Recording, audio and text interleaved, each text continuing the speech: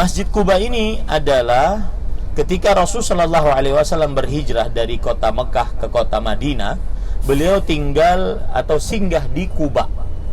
Singgah di Quba, dan Quba ini adalah tempat tinggalnya keturunan Amr bin Auf dari suku Aus. Amr bin Auf dari suku Aus. Dan Rasulullah SAW memerintahkan untuk membangun Masjid Quba.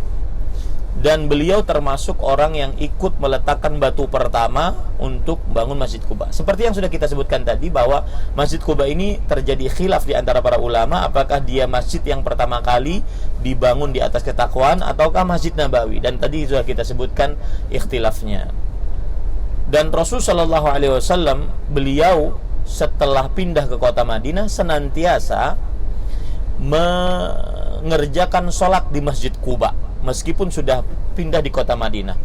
Dan biasanya beliau setiap Sabtu pergi ke Masjid Quba ini.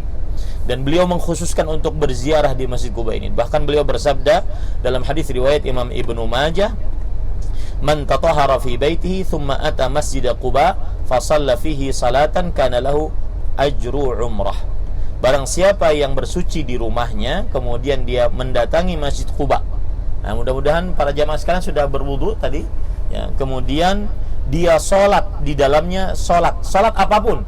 Nah, nanti jamaah di sini sholat duha bisa, sholat tahiyatul masjid bisa, ya, maka pahalanya adalah seperti umrah.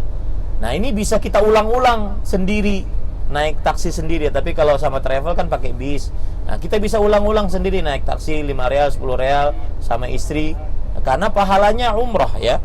Dan dalam hadis yang lain riwayat Imam Hakim dalam kitabnya Al-Mustadrak, "Man kharaja hatta ya'ti hadzal masjida," yakni Masjid Quba, "fa yusalli fihi kana ka'adli umrah." Siapa yang keluar kemudian dia datang ke Masjid Quba lalu dia salat di dalamnya. Salat apa, Ustaz? Salat apa saja.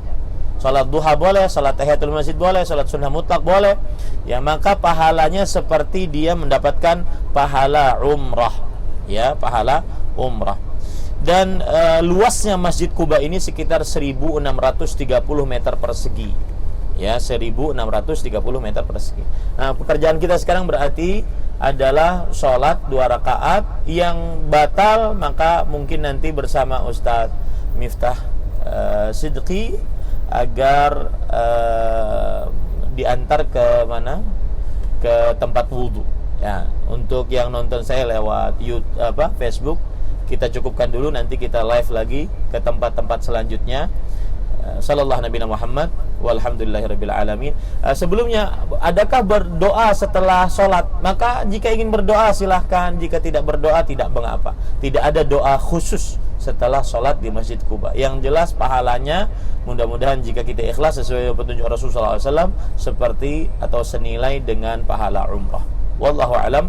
Sallallahu Nabi Muhammad. Satu lagi saya lupa.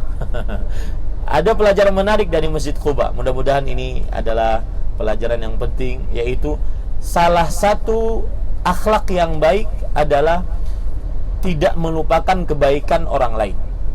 Nabi Muhammad SAW meskipun sudah memiliki Masjid Nabawi yang lebih megah daripada Masjid Quba, yang lebih mulia daripada Masjid Quba, tetapi ketika beliau pertama kali datang mau memasuki kota Madinah, yang beliau singgahi pertama kali adalah keturunan Bani Amr bin Auf, desanya di sini, maka beliau tidak lupa.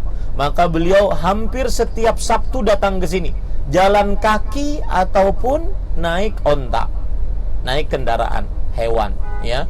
Ini menunjukkan bahwasanya beliau tidak melupakan jasa yang pernah menolong beliau. Ini adalah akhlak yang mulia. Ingatlah itu, siapa saja yang pernah menolong kita, maka jangan pernah lupakan jasa-jasa mereka-mereka tersebut.